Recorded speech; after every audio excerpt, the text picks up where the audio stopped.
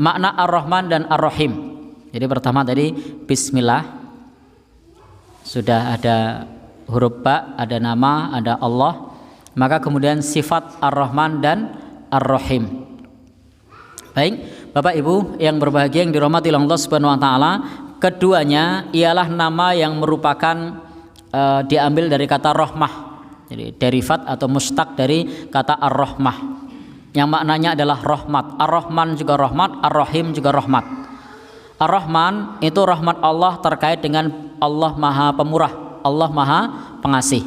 Sementara Ar-Rahim, rahmat Allah Subhanahu wa taala menyayangi hamba-hambanya. Semua itu adalah rahmat. Maka Imam Al-Qurtubi mengatakan dalil bahwa keduanya merupakan rahmah adalah hadis yang diriwayatkan dari Imam Turmudi dari Abdurrahman bin Auf bahwasanya dia pernah mendengar dari Rasulullah sallallahu alaihi wasallam bahwasanya beliau bersabda. Jadi bahwasanya Allah Subhanahu wa taala pernah mengatakan bahwasanya Allah itu adalah Ar-Rahman dan aku menciptakan Rahim. Ini bisa kita lihat di dalam kitab-kitab hadis yang membahas bab silaturahim. Maka Allah berfirman bahwasanya Ana Rahman, aku adalah Ar-Rahman dan aku ciptakan Rahim. Jadi Allah itu adalah Rahman dan Allah ciptakan Rahim. Maka aku ambilkan dari namaku untuk namanya. Barang siapa yang menyambungnya, maksudnya menyambung tali silaturahim, niscaya aku menyambung hubungan dengannya. Ini adalah salah satu dalil yang menunjukkan bahwasanya Ar-Rahman dan Ar-Rahim ini dari kata yang sama yang maknanya adalah rahmat. Bapak dan Ibu, kemudian di sini para ulama berbeda pendapat mengenai makna Ar-Rahman dan Ar-Rahim. Jadi para ulama berbeda pendapat mengenai makna Ar-Rahman dan Ar-Rahim. Al-Imam Ibnu Mubarak menyebutkan makna Ar-Rahman dan Ar-Rahim di sini. Kata beliau, Imam Ibnu Mubarak, Abdullah Ibnu Mubarak mengatakan, Ar-Rahman jika dimohon pasti memberi. Itu adalah Ar-Rahman. Maka kalau kita memohon ya memohon kepada Allah, Allah Ar-Rahman, kita mohon kepada Allah, kepada Ar-Rahman, ya Rahman, kita mohon kepada Rahman, kepada Allah Subhanahu wa taala, maka pasti diberi oleh Allah Subhanahu wa taala, kata Abdullah Ibnu Mubarak. Kemudian Ar-Rahim, sedangkan Ar-Rahim jika tidak dimohon maka akan marah. Jadi Allah Subhanahu wa taala di sini punya sifat Ar-Rahim, dan Ar-Rahim itu jika tidak dimohon itu akan marah. Hal ini seperti yang disebutkan dalam hadis yang diriwayatkan oleh Imam Turmudi dan juga Imam Ibnu Majah dari Abu Hurairah, semoga Allah Subhanahu wa taala meridhoinya. Barang siapa yang tidak minta kepada Allah, niscaya Allah Subhanahu wa taala akan murka. Maka bersyukurlah kita ketika kita masih diberi kesempatan untuk senantiasa berdoa. Maka berdoalah, karena Allah Subhanahu wa taala suka ketika hambanya berdoa kepada Allah Subhanahu wa taala. Maka kalau kita tidak berdoa kepada Allah, justru Allah Subhanahu wa taala akan murka kepada kita. Bapak Ibu yang berbahagia yang dirahmati Allah Subhanahu wa taala, dan rahmat Allah Subhanahu wa taala itu meliputi segala sesuatu. Wa rahmati wasi'at kulla syai'. Dan rahmat Allah Subhanahu wa taala meliputi segala sesuatu. Maka Allah Subhanahu wa taala menetapkan rahmatnya atas segala sesuatu, diberikan rahmat oleh Allah Subhanahu wa taala. Dan rahmat Allah ini ada yang bersifat umum dan ada pula yang bersifat khusus. Maka Allah Subhanahu wa taala memberi nikmat dan rahmat secara khusus untuk orang-orang tertentu yang Allah kehendaki. Maka ini sebagaimana disebutkan oleh Allah Subhanahu wa taala dalam Quran surah Al-Imran ayat yang ke-74, bahwasanya Allah Subhanahu wa taala yahtassu bi rahmatihi, Allah mengkhususkan rahmatnya kepada siapa saja yang dikehendaki.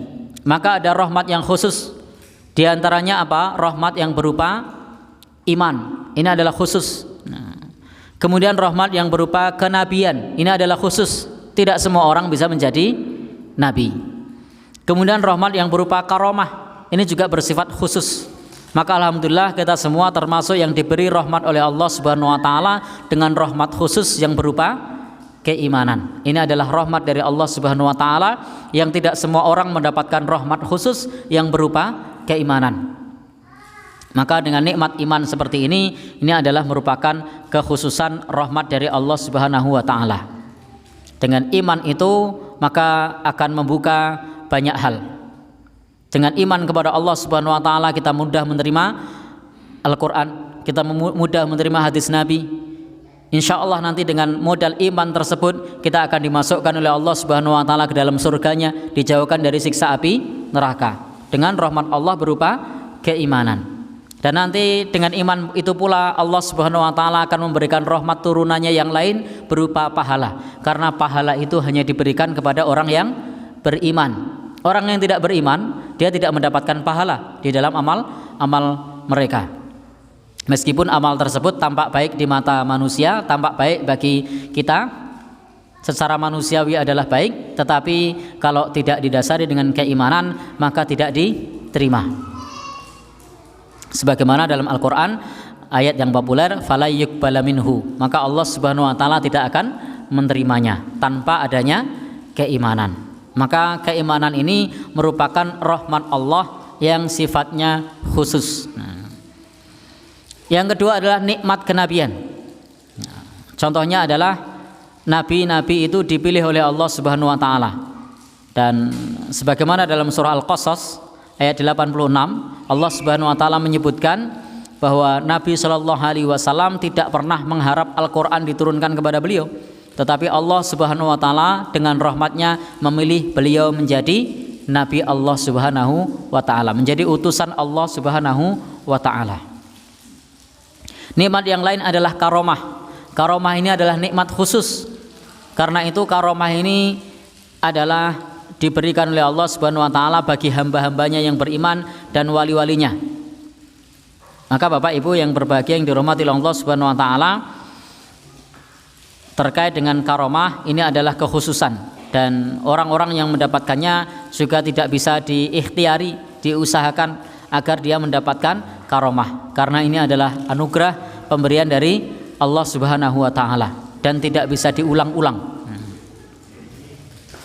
Dan sebenarnya rahmat umum pun sifatnya juga beragam. Rahmat umum pun sebenarnya juga sifatnya beragam. Tetapi di bab ini pada intinya semua makhluk Allah Subhanahu wa taala mendapatkan rahmat kasih sayang dari Allah Subhanahu wa taala. Ada yang sifatnya khusus, ada yang sifatnya umum. Keistimewaan nama Ar-Rahman dan Ar-Rahim. Jadi ada keistimewaannya nama Ar-Rahman dan Ar-Rahim.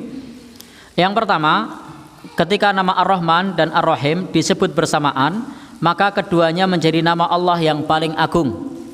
Jadi kalau Ar-Rahman dan Ar-Rahim disebut bersamaan, maka keduanya menjadi nama Allah yang paling agung. Kenapa? Karena seseorang memohon sesuatu kepada Allah dengan menyebut keduanya, niscaya Allah Subhanahu wa taala akan mengabulkannya.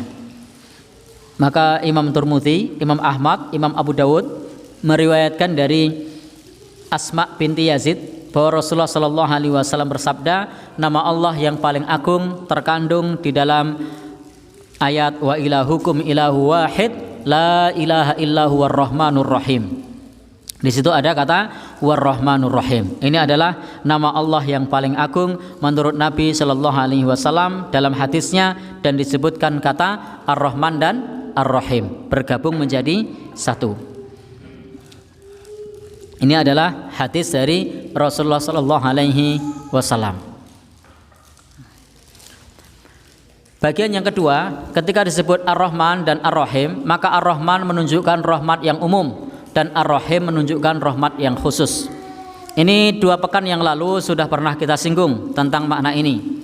Ar-Rahman itu adalah kasih Allah, sifatnya umum. Maka semua di dunia ini mendapatkan kasih dari Allah, baik dia beriman ataupun dia kafir. Orang beriman akan diberi rizki oleh Allah, orang kafir pun akan diberi rizki oleh Allah. Bahkan bisa jadi orang kafir rezekinya lebih melimpah, tampak rumahnya lebih megah, bahkan penampilannya lebih cetar membahana, atau apa bahasa istilahnya, saya tidak begitu paham. Nah itu bisa jadi, kenapa? Karena Allah punya sifat Ar-Rahman, menunjukkan rahman Allah yang umum diberikan kepada siapa saja, baik beriman atau tidak beriman. Tetapi Rahim Allah itu bersifat khusus. Ini diantara makna Ar-Rahman dan Ar-Rahim. Artinya diberikan kepada siapa? Hanya diberikan kepada orang-orang yang beriman. Maka orang yang beriman itu mendapatkan sayang Allah, disayangi oleh Allah kelak di akhirat. Sementara orang kafir itu tidak disayangi Allah kelak di akhirat. Tetapi Ar-Rahman itu diberikan kepada siapa saja. Jadi Allah Maha Pemurah, Allah Maha Pengasih, semua dikasih. Baik iman, tidak beriman, kafir, baik dia durhaka, maksiat, semua dikasih oleh Allah. Tapi tidak setiap yang dikasih itu disayang.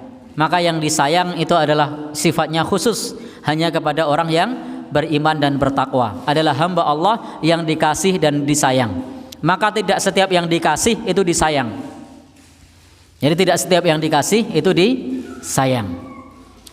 Maka Bapak Ibu yang berbahagia yang dirahmati Allah Subhanahu wa taala, ini diantara makna Ar-Rahman dan Ar-Rahim.